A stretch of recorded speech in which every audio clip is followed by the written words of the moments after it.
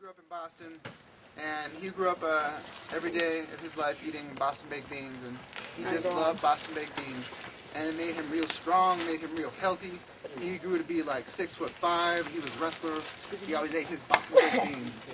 It was, no, he didn't become a bean, but it did give him some really bad flatulence. But you know, he figured, I really like the taste of them. They make me grow big and strong, and they make me healthy. I like them so much. A little bit of gas, well, okay, a lot of copious, noxious gas. It would be worth it, yo. So he's eating Boston baked beans for his entire life. And he goes into this really nice restaurant one day, sits down, and he orders the deluxe bowl of Boston baked beans. And this very young waitress comes up and starts talking to him. And there's immediately a spark there, a connection or something. And so he gets up the guts to ask her out on a date. And so he asks her out on a date, and they're going out to a nice restaurant. And, you know, they're talking about, you know, what they like to do. I like to take long walks on the beach. I like to go chop down trees. I like to do this and that. And right as he's about to order some Boston baked beans, she says, oh, and I just can't stand bodily odor like farting. Won't do it for me. And he really likes her, and he really likes Boston baked beans. Whoa. But just for this date, he's going to lay off the Boston baked beans. So the date went really well, and they had a second date, a third date, a fourth date. They were dating for like a year, and during this period of time, he did not have any Boston baked beans. He was going withdrawal. He was shaking, he was twitching, had the cold sweats. He'd wake up in the middle of the night, oh, beans! Oh, it was awful. But you know, finally there came the day when he proposed to her, and it was this glorious, wonderful wedding. No Boston baked beans. It broke his heart, but he really did truly love this woman. So they were married for about 10 years. They had gone out for a couple of years previous to that. So it was like 12 years where he didn't have any Boston baked beans, and he thought that he was in the clear. You know, he wasn't offending anyone, and he didn't miss it that much.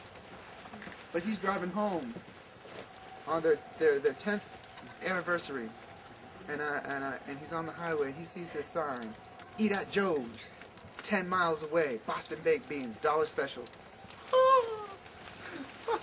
He counts the change in his little car. He's got like $30 worth of quarters. Sees another sign: "Eat at Joe's, Boston baked beans, 7 miles away. $1 a bowl, a special." Oh man, he's sweating, he's shaking, he's rolling down the window. It's like he's getting hot flashes and something. Oh man, he wants those Boston baked beans so bad. He's like, okay, no, I gotta stay calm, gotta remain strong. My woman, I can't go home smelling like fart. There's another Eat at Joe's sign. Next exit, Boston baked beans, $1 a bowl. Oh, he's shaking all over. There's the exit, and he swerves to make the exit.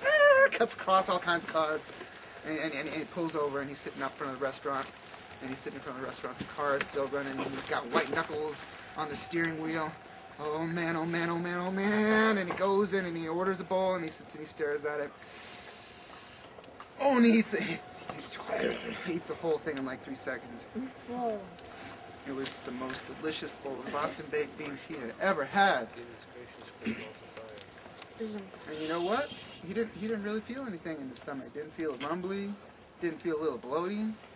You know, didn't feel any of the warning signs of a gaseous human being. So he decides, one more bowl couldn't hurt before I head on home.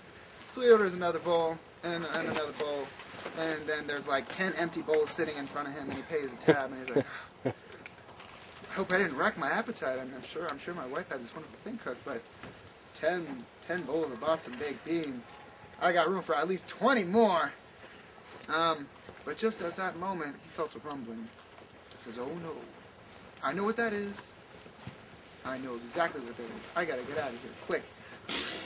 And he just blows one. He just rips a hole in his pants, and everybody is looking at him in the restaurant like, what the heck is going on? What the heck is going on? Like a couple of fire alarms go off in the back. He's like, oh, I gotta get out of here. He cuts out through the emergency exit. He gets in the car, and he starts driving. He's speeding away. And he's farting all the way. You got to roll down the windows, roll open the sunroof, open up the trunk, get everything out. It is stinky. And he's driving home. And then the linoleum blows off the seat of the car, and he finally gets home. Linoleum on a car seat? And there's like squirrels and birds flying out of the bushes around him. They're just running and screeching away.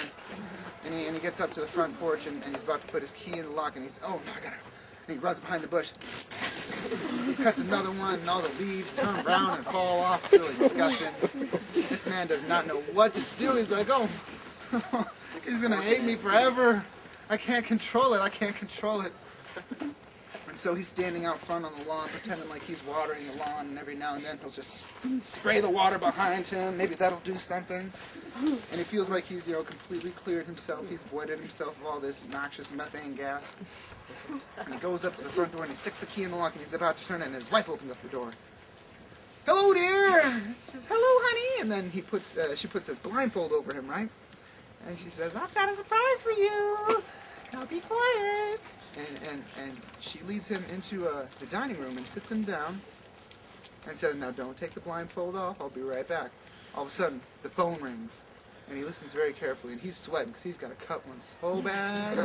He is sweating, and he hears her pick up the phone. Hello, Lorena? Oh, good, it's her sister. She's going to be on the phone for a while.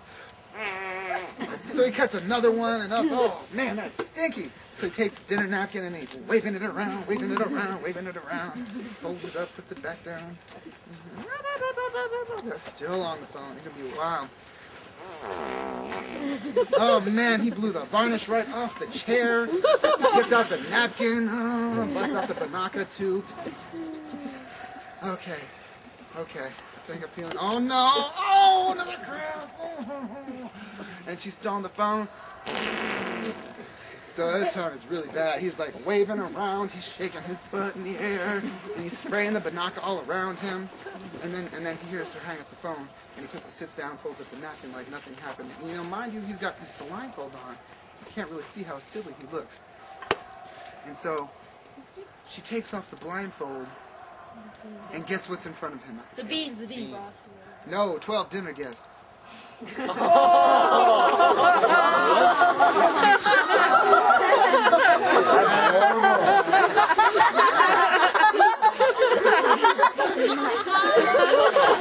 that true?